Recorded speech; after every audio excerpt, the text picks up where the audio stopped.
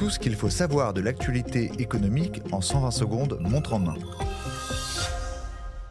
Mauvaise nouvelle pour les abonnés au gaz. Ces derniers ont déjà pu voir leur facture flamber de près de 12% au 1er juillet 2024. Rebelote ce mois-ci, les tarifs des fournisseurs de gaz ont de nouveau augmenté le 1er août. La Commission de régulation de l'énergie vient en effet de publier son prix, repère de vente de gaz naturel pour ce mois-ci. Si le prix de l'abonnement n'évolue pas, le coût du kilowattheure, lui, augmente de près de 2%.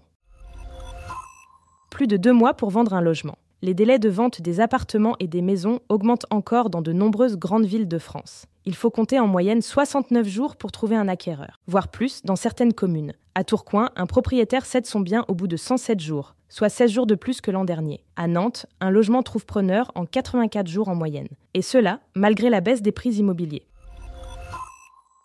La Seine est baignable. Mercredi 31 juillet, Emmanuel Macron s'est félicité de la baignabilité du fleuve. Sur X, ex-Twitter, le président de la République a fait part de son enthousiasme après les épreuves de triathlon au JO de Paris. Nous avons réussi en 4 ans l'impossible depuis 100 ans.